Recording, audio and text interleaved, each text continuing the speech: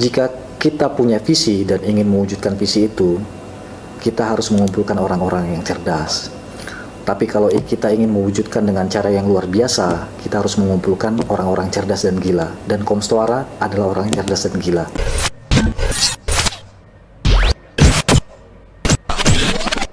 Sebenarnya PLN tidak punya kepentingan tentang penanganan sampah. Tapi disitulah ada sinergi antara pemerintah daerah dengan PLN, bagaimana solusi yang bisa membantu PLN dalam hal ini co-firing juga menjadi solusi bersama bagi pemerintah daerah. Dan dalam hal ini orang yang paling berkepentingan dalam hal itu adalah bupati. Dan dari sisi data-data yang empiris yang kami dapatkan, 60-80% itu didominasi oleh sampah biomasa. Bisa sampah pertanian, ranting-ranting, pohon, rumputan yang selama ini menjadi masalah buat kita kan. Dan banyak orang tidak menyadari bahwa sampah-sampah biomasa yang membusuk ini ternyata juga memberikan dampak terhadap emisi gas rumah kaca yang jauh lebih berbahaya dari CO2. Memang co-firing PLT Eropa ini akan menjadi solusi multidimensi, bukan hanya sisi lingkungan saja, tapi dari sisi kesejahteraan masyarakat, dari sisi kesehatan masyarakat, dan dari sisi kehidupan sosial masyarakat. Saya sangat berharap bahwa co-firing ini sukses. Kenapa? Karena co-firing sebagai green booster itu adalah implementasi real dari transformasi PLN. Dalam perkembangan kita, ternyata pelet-pelet ini juga bisa digunakan untuk mengkonversi minyak tanah yang selama ini masyarakat sangat tergantung.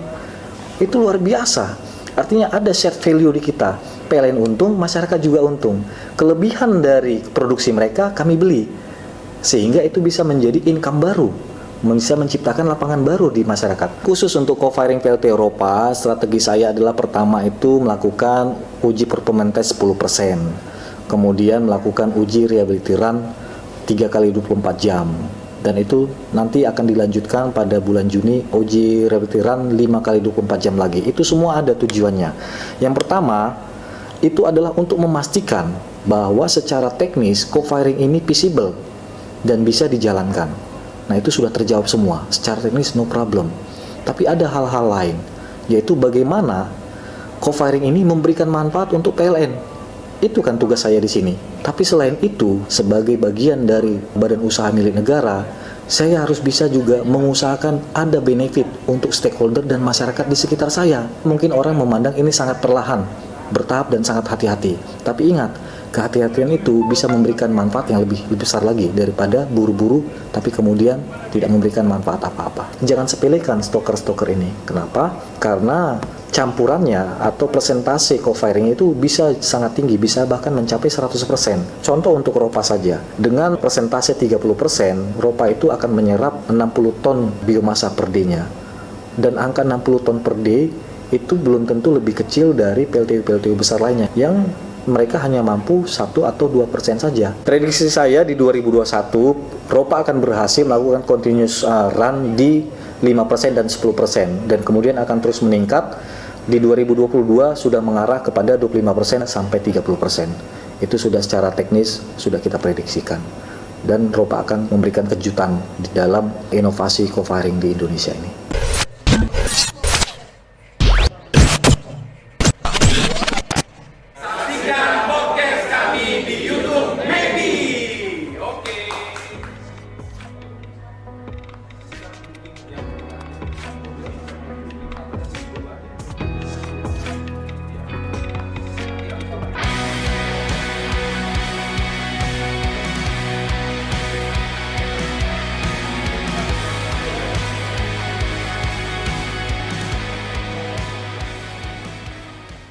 Biomasa yang terjadi itu bisa dimanfaatkan sebetulnya sebagai bahan bakar untuk pembangkit.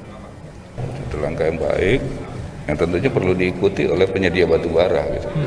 Ya. Saya sebetulnya mempunyai target untuk membentuk dalam waktu dekat itu 10 Komda. Tapi saya melihatnya ini adalah bentuk tanggung jawab. Jadi bahwa kita adalah pemasok hulunya, sehingga sinergi antara hulu dan hilir dan market itu menjadi sesuatu yang harus terjadi. Ya, tapi kita basisnya limbah. Pemanfaatan limbah, bagaimana mendapat ada value yang lebih tinggi dan kita bisa menciptakan lapangan kerja. Python itu PC. Iya. PC itu vulnerable. Dia hanya bisa pellet atau serbuk. Untuk menyediakan benih yang bermutu. Menurut saya pemanfaatan limbah sekam padi ini sangat bagus karena memang harga dari bahan bakunya itu sangat murah. Program pemerintah untuk meredusir karbon. Memang kalau penggunaan biomass itu adalah hampir bisa dikatakan bahwa ini karbon netral. Seberapa besar nilainya gitu Pak? Dulu kita menanamnya sebagai satu untuk konservasi. Memang kalau yang untuk di Jawa Tengah ada 3 PLTU. Tadi satu sisi kami pemerintah ingin mendorong bagaimana biomasa ini juga bisa kita gunakan. Sekitar setahun yang lalu, bulan 6 tahun 2020, Python bisa menjadi pionir co-firing. Kami bersyukur sekali karena melalui kegiatan ini terharap untuk menjadi edukator terbaik untuk wilayah NTT bahkan Indonesia. Dan juga ekonomi sirkular yang selama 2 tahun ke belakang ini menemani dan mendampingi saya. PNM tuh kayak Kapolres itu kayak lihat Monas pakai sedotan gitu. Tapi permasalahan kami ini punya solusi yang sama. Disitulah pertemuannya. Jadi apa yang menyatukan kita adalah bahwa ada satu solusi teknologi olah sampah di sumbernya. Tempatnya untuk kepentingan masyarakat saya di kabupaten ini, terutama meningkatkan ekonomi di saat terpuruknya ekonomi mikro di sesudah COVID ini. Saksikan podcast kami di YouTube Happy.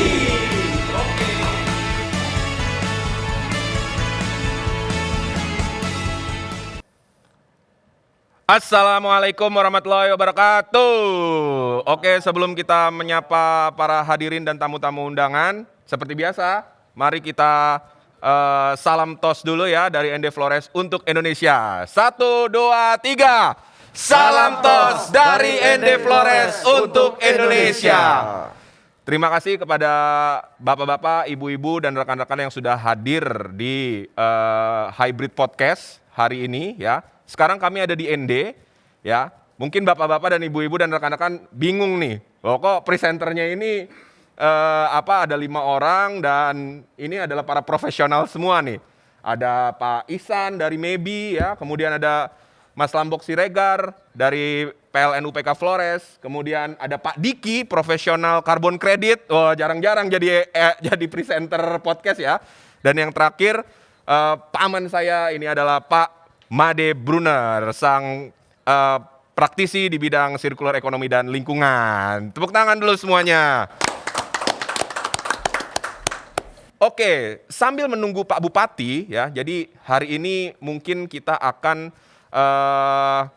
bernostalgia tentang 1 sampai 1,5 tahun perjalanan kita di ND sehingga terjadilah hari ini ya. Sebenarnya apa sih yang terjadi 1 sampai 1,5 tahun yang lalu, Pak Man Brunner? Ya, yang pasti kita melakukan langkah awal di kota ND ya untuk penjajakan. Sejak awalnya itu penjajakan bagaimana kita bisa membantu Kabupaten ND dalam menyelesaikan, mungkin membantu ya, bukan menyelesaikan permasalahan sampah mereka.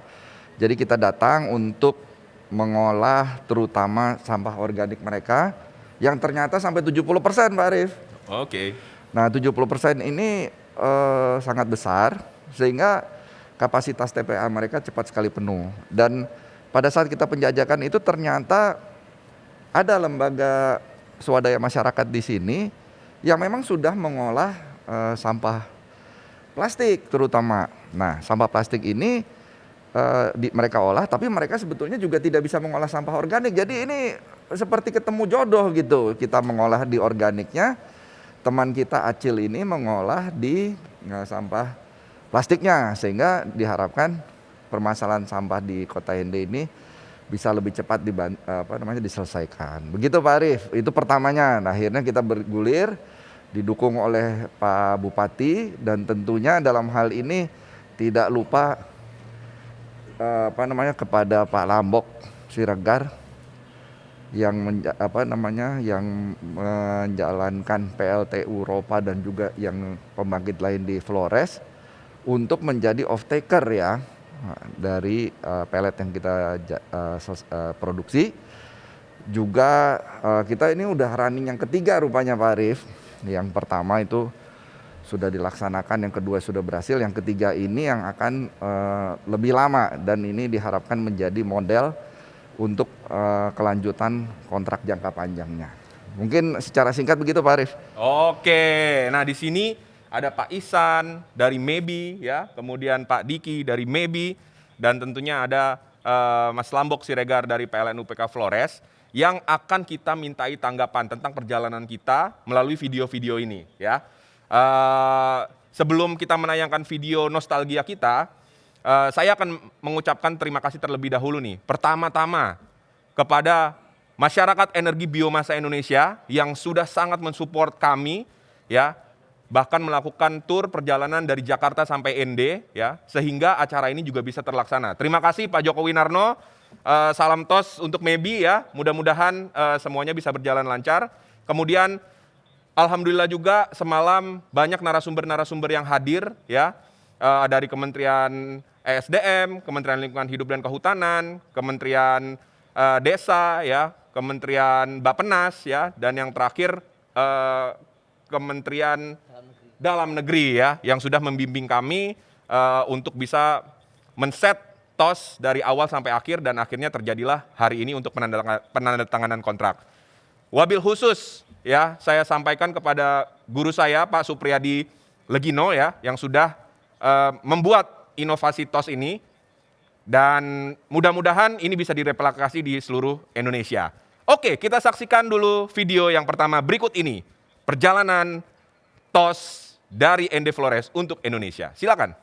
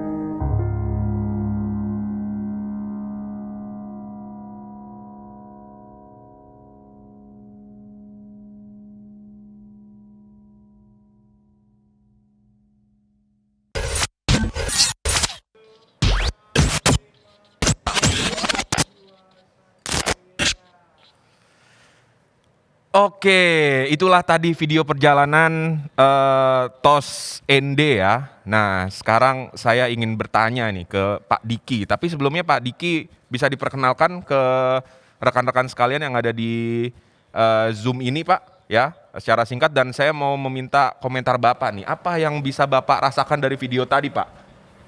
Silakan Pak. Ya, terima kasih. Assalamualaikum, selamat pagi. Salam dari Bumi ED Flores. Nama saya Diki. Dan saat ini saya diminta ikut bergabung dengan teman-teman. Ini satu kehormatan yang sangat besar bagi saya sebetulnya.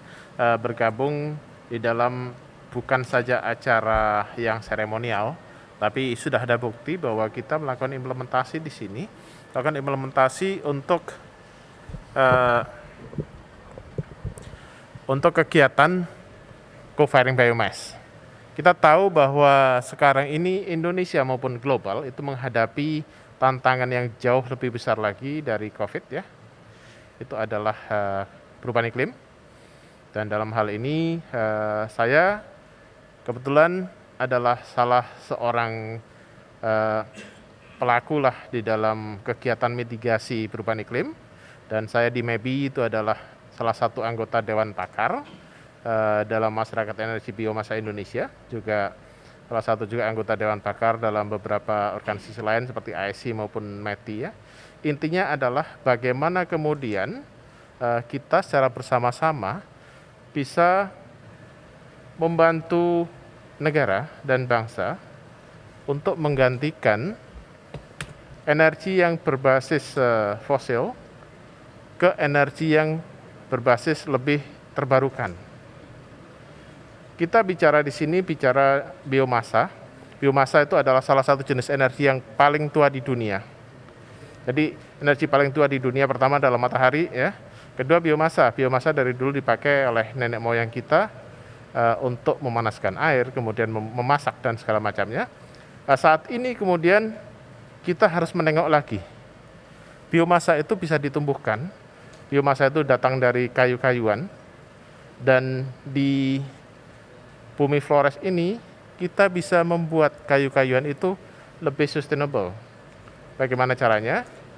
Ini kita tidak menebang hutan alam, tapi justru membuat hutan produksi dan kita kemudian menggunakan hasil biomasa dari hutan produksi tersebut untuk memasok energi bagi masyarakat. Energinya bisa bermacam-macam, tapi di sini yang akan didahulukan di sini adalah untuk co-firing dan juga pellet untuk memasak. Mungkin itu, ya. Mas Arif. Nah, dari apa yang Bapak lihat ya, kira-kira apa yang membuat Bapak tertarik ya akan Bumi Flores ini, Pak? Kalau melihat video tadi, Pak. Energi tidak bisa dipisahkan dari ekonomi, dan energi tidak bisa juga dipisahkan dari kehidupan manusia.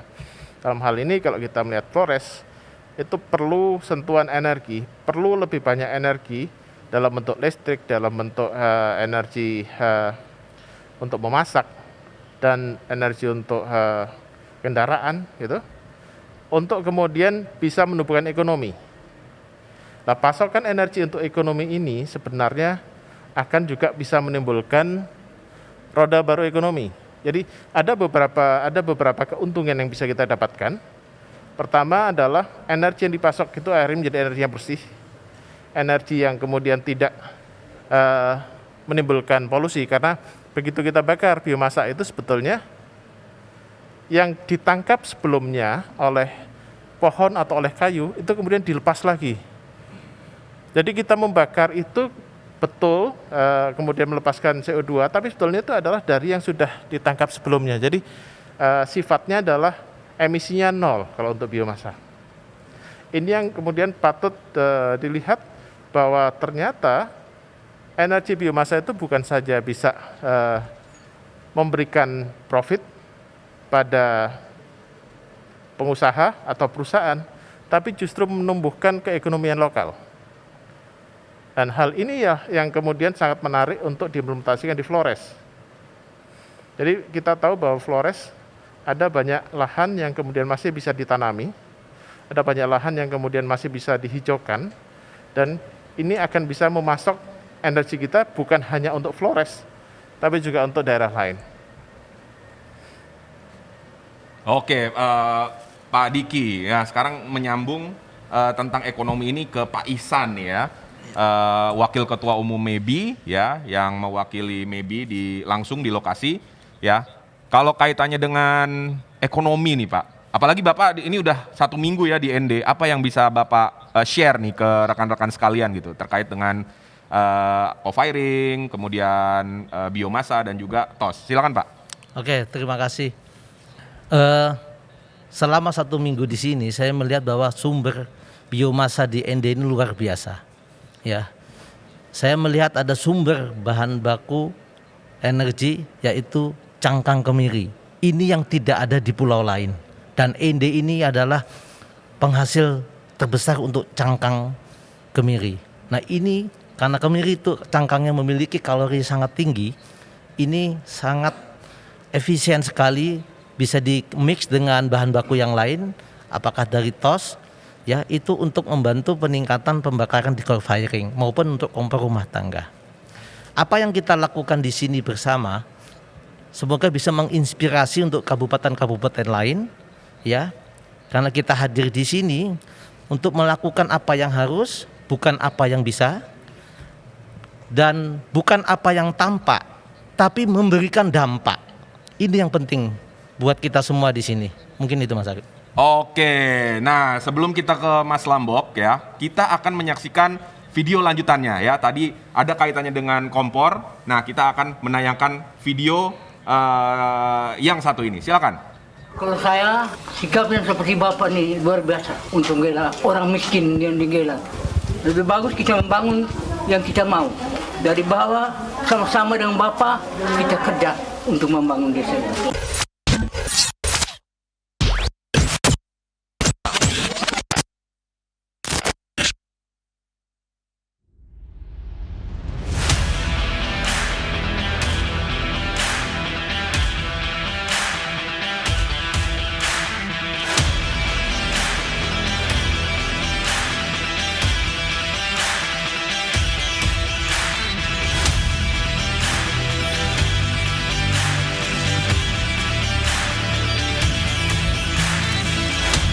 Jadi setelah mendapat penjelasan dari Bapak menyangkut dengan penggunaan pellet untuk bahan bakar, kami merasa lebih murah dari penggunaan bahan bakar minyak.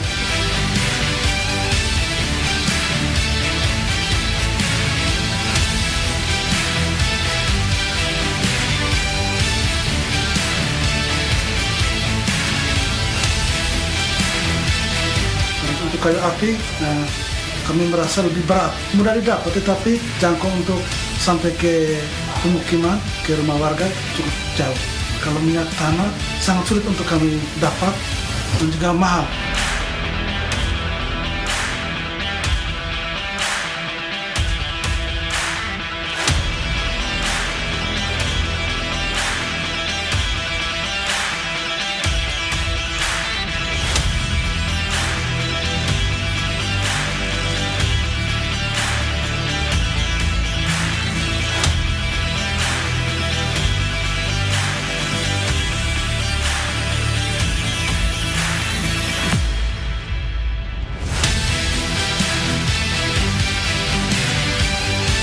Kalau saya, sikapnya seperti Bapak nih luar biasa untuk membela orang miskin yang dibela. Untuk orang ekonomi itu yang lebih mudah pasti pelet yang kita pilih, tapi pasti butuh ada pelatihan.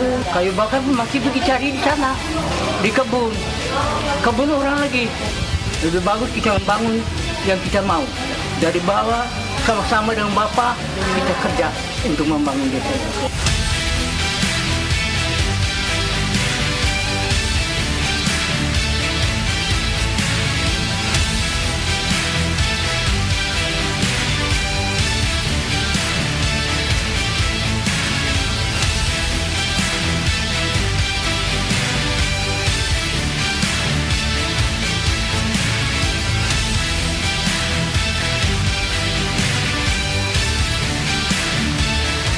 Kalau menurut saya itu dari perbedaan antara pellet itu dengan ini minyak tanah, ada yang pertama itu dari faktor risikonya itu. Yang kedua itu mengatasi dari menyangkut dengan ekonomi. Jadi mungkin dari teknologi atau seperti apa yang tadi sudah dijelaskan, ini cukup bermanfaat, artinya sangat sekali bermanfaat. Hanya tinggal bagaimana proses penerapan di masyarakat.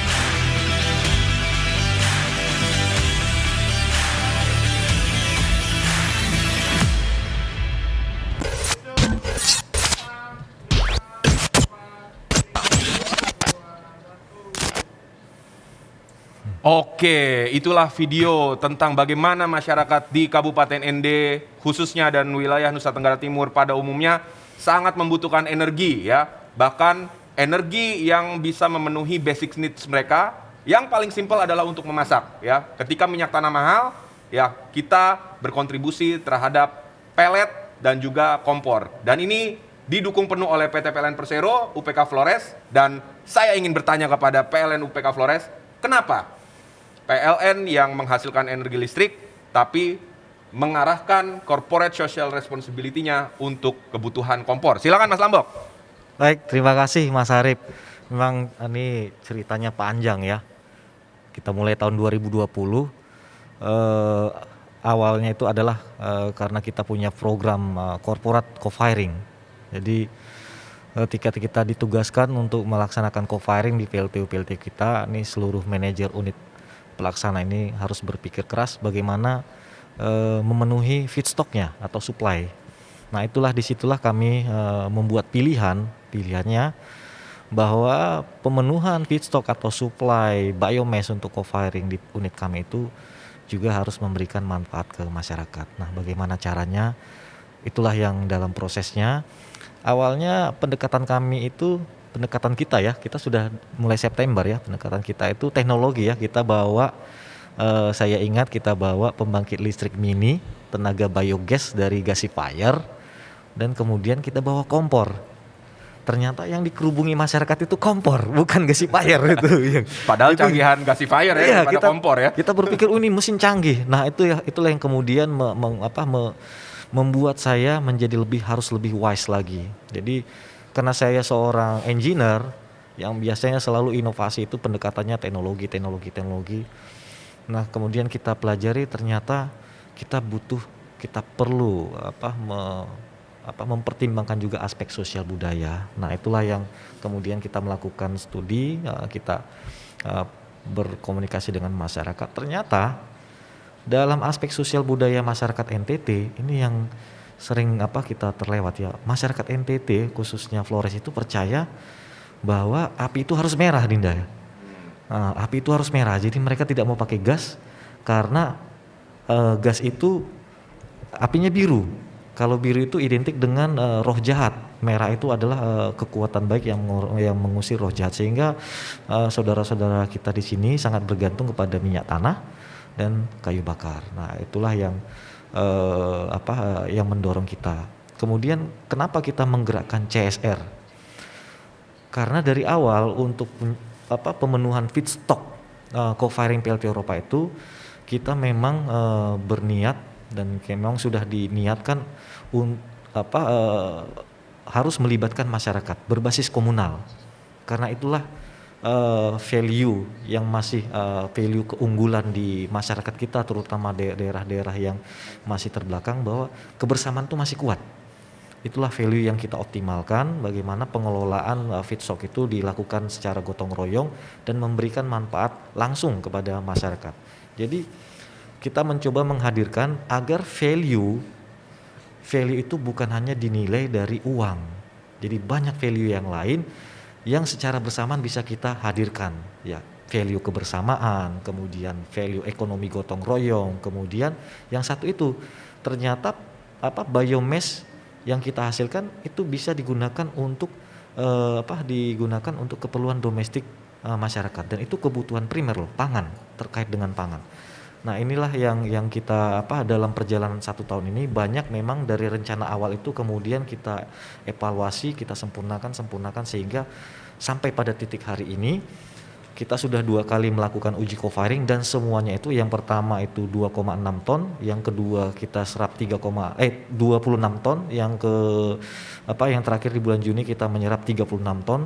Jadi totalnya sudah sekitar 72 ton. Itu 100% dihasilkan oleh gotong royong masyarakat. Nah, memang masih banyak hal yang kita harus kita lalui. Mudah-mudahan dengan bergabungnya MEBI bisa melihat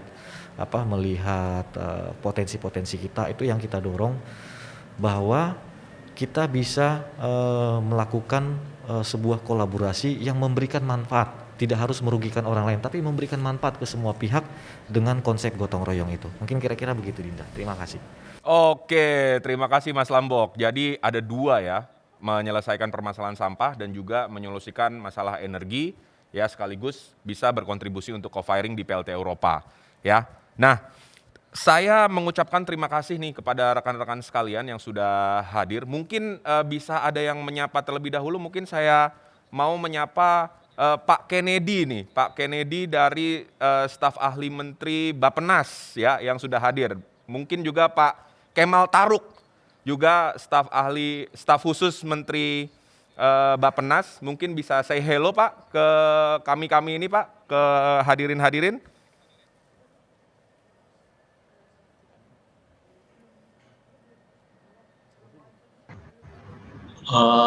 Mohon maaf ini saya karena terbatas ini saya Kennedy Simanjuntak Pak. Ya, salam kenal. Halo. Pak Kennedy, salam hormat. Ya. Terima kasih, baru pagi ini saya diundang, saya sangat bangga bisa ikut.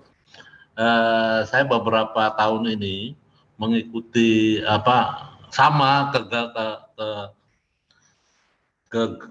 pikirannya dengan kawan-kawan bagaimana merubah limbah ini menjadi satu yang bervalue. Dan 2 hari yang lalu memang saya undang juga beberapa kawan yang sama. Saya ingin kita satu langkah, dan saya bangga pagi ini bisa saya melihat dengan mata kepala sendiri ini sudah berhasil di ND. Sangat menyenangkan melihatnya, bangga sekali, kawan-kawan semangat.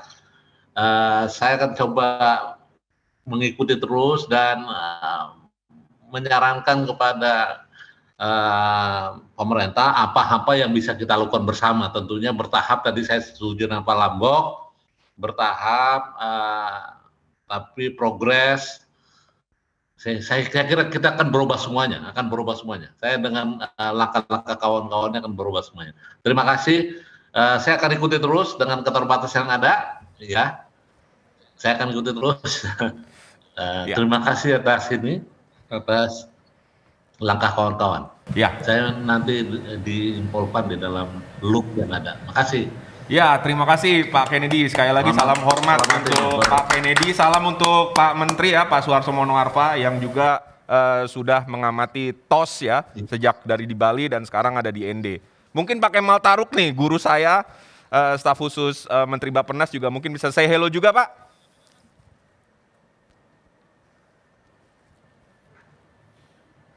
Mungkin belum on ya. Nah, mungkin saya menyapa dulu di sini narasumber-narasumber yang sudah hadir.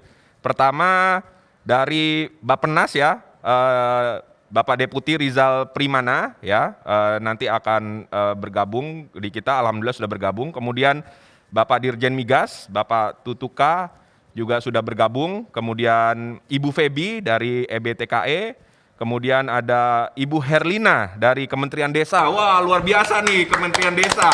Pas banget ya, kita memang sedang ada program skala komunal dan kita melakukan pendekatan-pendekatan di desa. Nanti akan ada sambutan dari beliau ya. Kemudian ada Pak Nofrizal Tahar ya. Assalamualaikum Pak Nofrizal Tahar yang juga mensupport kami ini di ND. Kemudian ada Bapak Sekjen, PLT Sekjen Kementerian Dalam Negeri. Selamat pagi Pak ya, mudah-mudahan hari ini kita bisa menyaksikan langsung penandatanganan kontrak jual beli pellet TOS untuk kebutuhan co-firing. Oke, selanjutnya mungkin kita bisa melihat video lagi nih sebelum kita melangkah ke acara selanjutnya. Silakan video yang ketiga. The National Hero, penggagas TOS dan listrik kerakyatan dan komisaris utama startup Komestoara.com, Bapak Supriyadi Legino, ahli energi pembangkit dan transmisi ketenaga listrikan serta komisaris startup company. Komestoara.com, Bapak Joko Hastowo.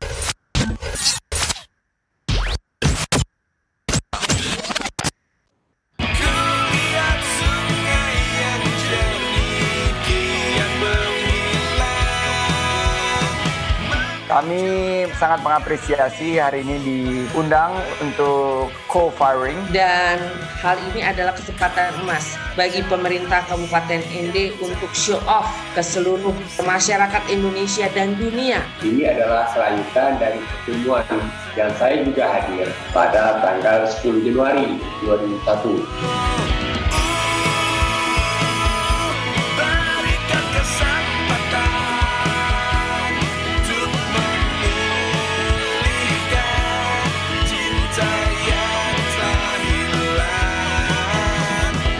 Senjatanya adalah 3G. Apa itu 3G? Gercep, gerak cepat. G yang kedua, geber, gerak bersama, tidak bisa sendiri-sendiri. Ini Komestoara, PJB, PLN, pemerintah kabupaten, pemerintah pusat, lintas kementerian dan lembaga, dan terakhir Gaspol.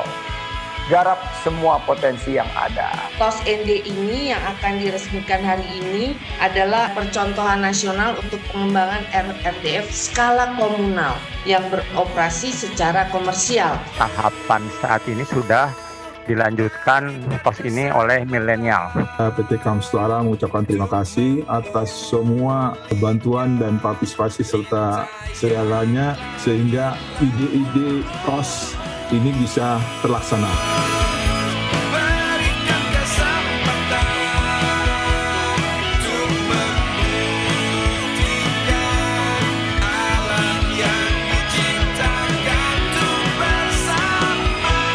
Saya akan membantu TOS ini go internasional Pak, karena nampaknya masalah sampah itu bukan hanya Indonesia tapi seluruh dunia. Dan saya juga mengikuti beberapa kali conference dengan kedutaan besar. Apresiasi dari mereka itu luar biasa. Nah ini IND saya kira juga ini menjadi catatan karena dukungan stakeholder begitu kuat sekali. Mari kita bangkit di saat sulit, menang melawan COVID. Together, ND, Komestoara, PLN, everybody, yes, we can do it.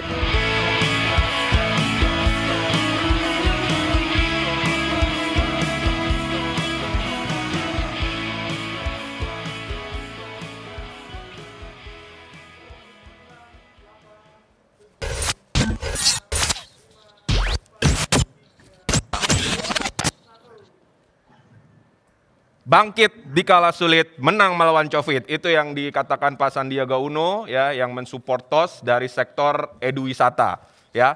Jadi TOS ini bukan hanya co-firing, bukan hanya energi kerakyatan, tapi dari Pak Sandi juga pada saat itu mengusulkan bahwa ini bisa dikemas dalam konsep eduwisata dan itu sudah jalan ya. Jadi silakan rekan-rekan yang ingin mempelajari TOS, ingin mempelajari kebudayaan yang ada di ND dan juga NTT juga bisa menikmati ya destinasi pariwisata yang indah, silakan datang ke ND. Ya, mungkin ini bisa kita diskusikan nih ya. Sebenarnya kenapa sih bisa ada beberapa kementerian ya yang bisa memiliki visi yang sama tentang TOS dan juga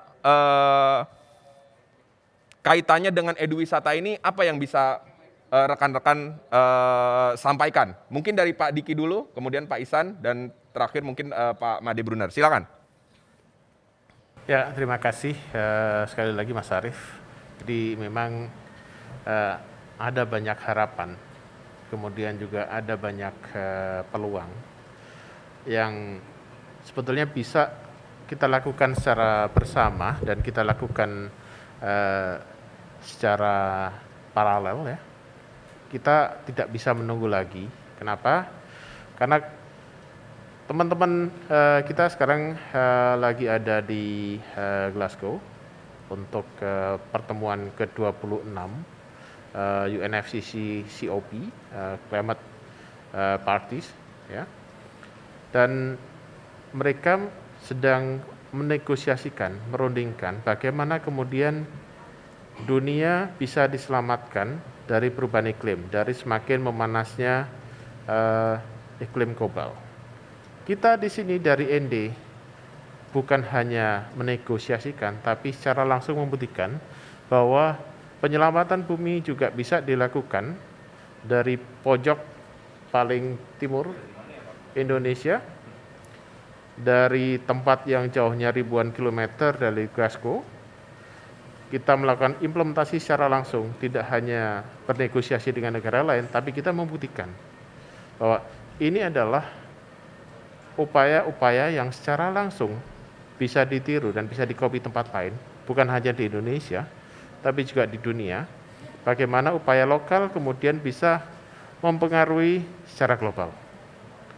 Jadi saya sangat senang dan bangga bisa dilibatkan dalam acara yang luar biasa ini. Bagaimana kemudian kita bisa kerjasama dengan seluruh stakeholders. Saya senang sekali bisa berkenalan dengan Pak Lambok, dengan Pak Made Brunner, dengan Pak Ihsan, juga apalagi dengan Mas Arief. Ini adalah sebagian sangat kecil dari potensi kita yang seharusnya bisa dilakukan oleh kita semua. Jadi bukan hanya oleh pemerintah pusat, bukan hanya pemerintah daerah, tapi juga masyarakat dan dunia usaha. Kalau kita melihat bahwa kita punya target penurunan emisi, kita punya target peningkatan ekonomi, kita banyak sekali target yang kita punya, dan itu tidak bisa dicapai kalau hanya didiskusikan. Harus ada aksi, harus ada kegiatan yang betul-betul bisa memberi jawaban, begini loh caranya. Ini cara menurunkan emisi, ini cara kita melakukan peningkatan ekonomi, ini cara kita kemudian bisa bekerja sama dengan masyarakat. Ini bisa kita lakukan di tempat lain, dan saya sangat mendukung Mas Arief bahwa kegiatan ini memang tidak boleh hanya tersimpan di ND, tapi harus tersiar ke seluruh dunia. Terima kasih. Terima kasih Pak Diki. Wah, Pak Diki ini katanya ngomong-ngomong harusnya ini ada di Glasgow juga ya sama Pak Menteri dan yang lain-lain ya, tapi lebih memilih ND. Wah, tepuk tangan ini. Luar biasa demi ND ya. Iya, demi ND. Sebetulnya juga karena memang pandemi ini membuat orang harus sangat berhati-hati ya, termasuk dalam teman-teman negosiasi dan yang lain-lain memang harus berpikir 1-2 kali. Apabila memang betul-betul punya kepentingan harus negosiasi, emang harus pergi. Tapi kalau tidak, seperti saya yang biasanya sekarang jadi tim pendukung, ya mending kita mendukung apa yang ada dari Indonesia gitu. Jadi tidak harus kemudian semuanya berombongan pergi ke jalan-jalan dan negosiasi ke sana. Begitu Mas. Oke, selanjutnya mungkin ke Pak Made Brunner dulu nih yang terdekat ya, karena Pak Brunner ini sebagai profesional, praktisi dan akademisi juga turun langsung nih sudah hampir 1,5 tahun ini di TOS ND. Mungkin apa kesan-kesan Pak Made Brunner kok tiba-tiba ada sambutan dari Pak Sandi untuk bisa menggabungkan TOS, co-firing, dan eduwisata ya. Nanti mungkin kita bisa ngelihat nih di Journey Maybe video ya setelah penandatanganan kontrak, itu apa saja yang kita lakukan dalam konteks eduwisata ini. Silakan Pak Brunner. Waduh, Pak Arief ini ND ini kurindu, saya bilangnya begitu dalam dengan teman-teman. Sekali berkunjung ke ND ini ingin datang lagi dan datang lagi. Ini anak saya sempat bekerja di sini, bantu sekitar 2 minggu ya. Itu kesannya itu mendalam. Bagi dia dan saya pribadi melihat apa yang dilakukan di ND ini adalah the real Indonesia. Bagaimana gotong royong, kebersamaan, persaudaraan itu terjalin erat di sini. Jadi memberikan kesan yang mendalam, Pak. Itu yang saya sangat apresiasi dengan ND ini. Dan dari situ juga saya melihat bahwa saya ingin menyumbangkan ilmu saya, tenaga, walaupun saya hanya seorang manusia kecil dari antara sebanyak manusia yang ada di dunia ini. Kalau baca Dr. Seuss itu only a speck gitu loh. Tapi si Norton itu bisa mendengar speck yang kecil itu. Nah, saya itu hanya spek kecil itu. Tapi saya ingin berusaha supaya kita bisa memberikan sesuatu yang terbaik bagi ND kita bersih, Flores kita bersih, Indonesia kita bersih. Itu harapan saya, Pak Arief. Mantap. Nah, sekarang kita ke Pak Ihsan lagi nih. Nah, dari aspek ekonomi bisnis nih. Pak Ihsan kan orang bisnis. Nah, kira-kira apa nih Pak yang bisa mengangkat potensi bisnis yang ada di kota ND ini selain dari co-firingnya? Apakah eduwisata ini memungkinkan untuk mendapatkan cuan? Nah, gimana menurut Pak Ihsan? Ya, jadi hampir 1 minggu ini saya melihat bahwa memang potensi wisata di ND ini luar biasa ya. Jadi memang mungkin banyak orang lupa sudah ND itu di mana, bahwa ND itu adalah salah satu tempat di mana pernah sang proklamator kita itu pernah diasingkan selama 4 tahun. Tempat bersejarah. Saya sempat berkunjung ke situs rumah pengasingan. Kemudian saya berfoto di sana. Kemudian saya memfoto itu, saya WA ke anak saya tanya, tahu nggak tempat ini di mana? Apakah pernah diajarkan dalam sekolah?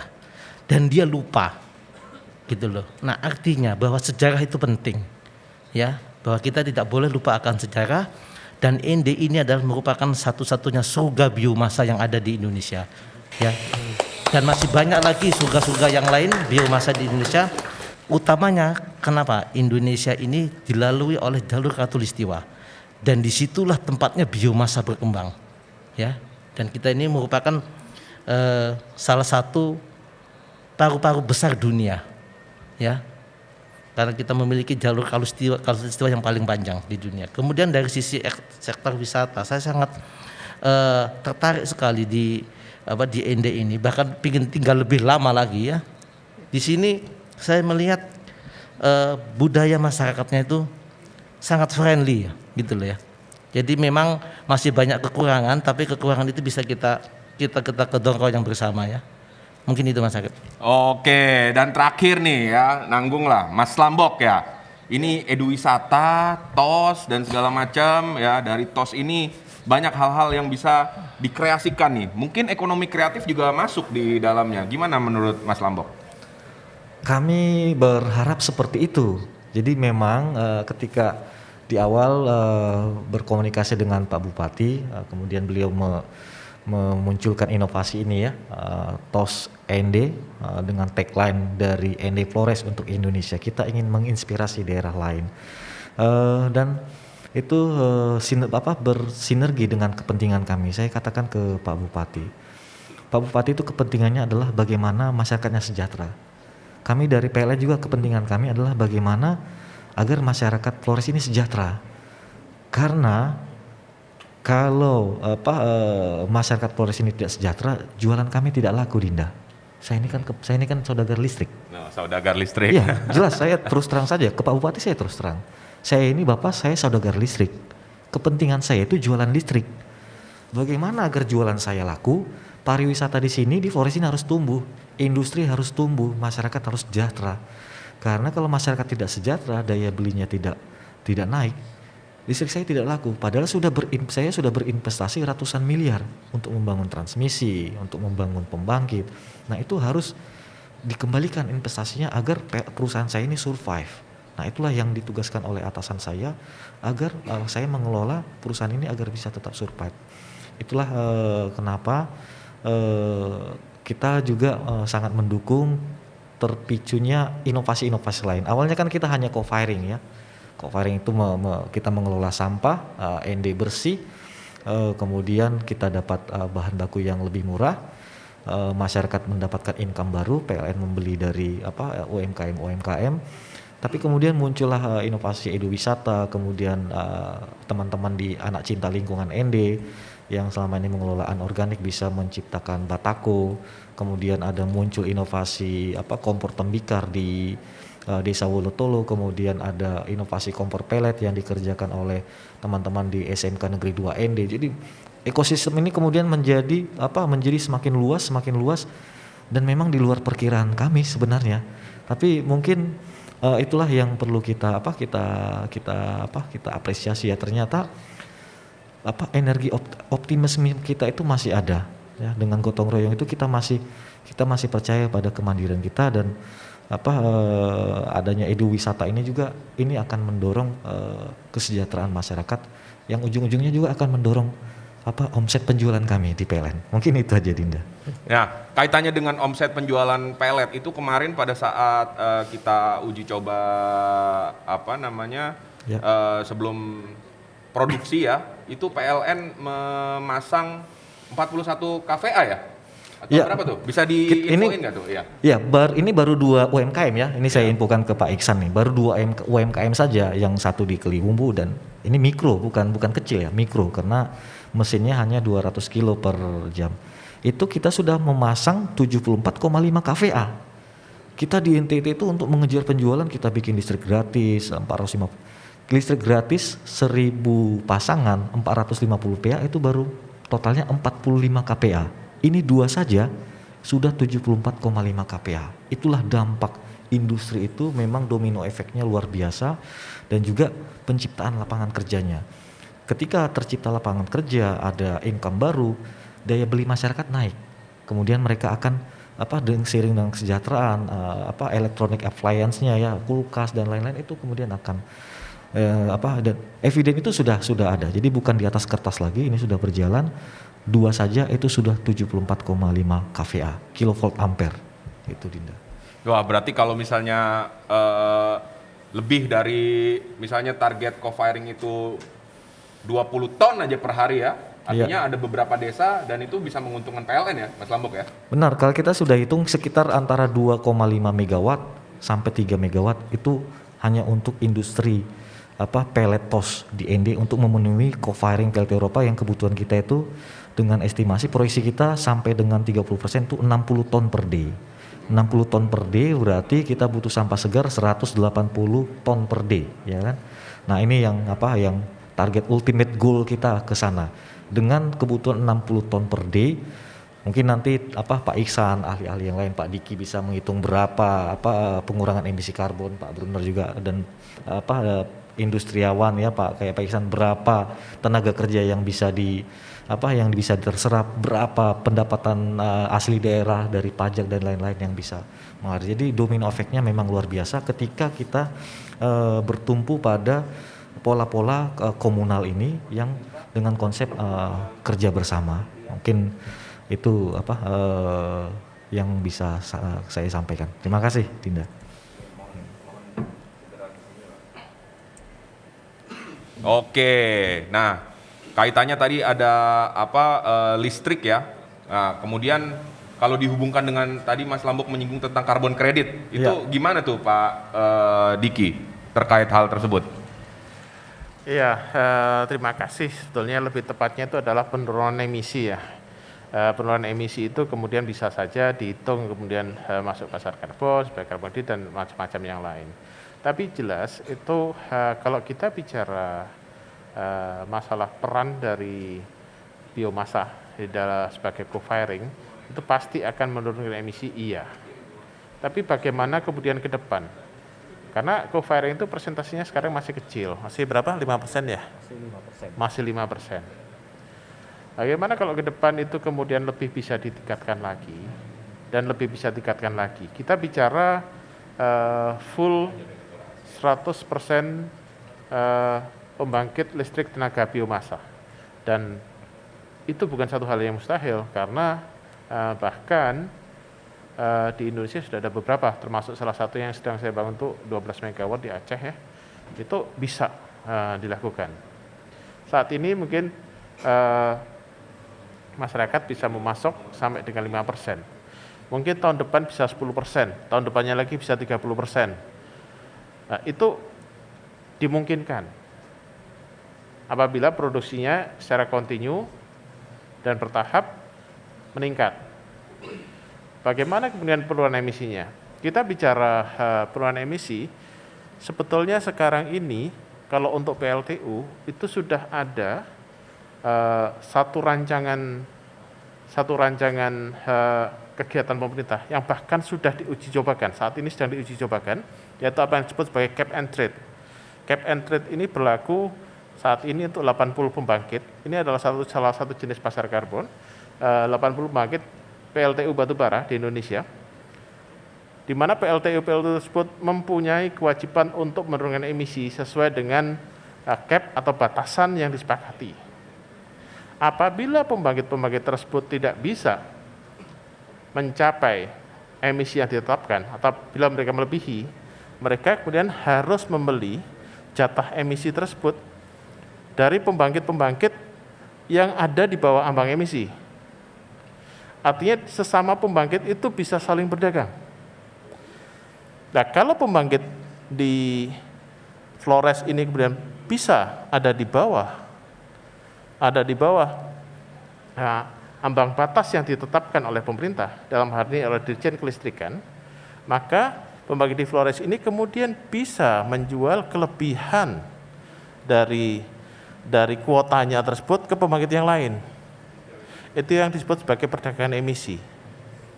Pemerintah juga sedang akan menerapkan apa yang disebut sebagai cap and tax untuk pembangkit batu bara, di mana kemudian pembangkit batu bara tersebut kalau melebihi ambang dari persyaratkan itu akan kena pajak.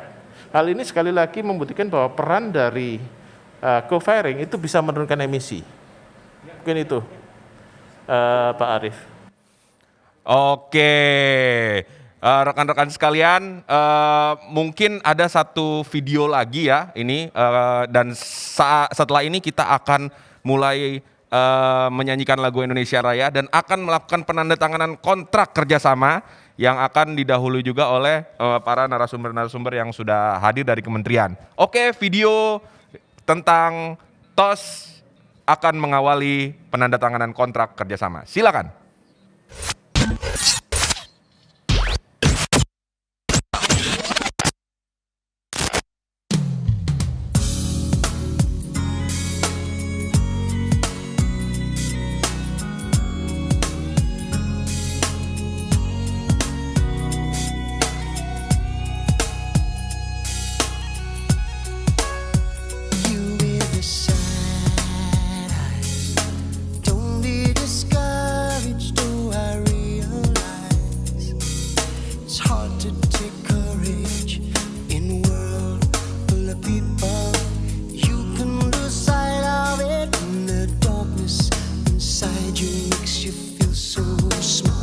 But I see your true colors shining through.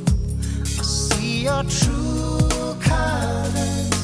That's why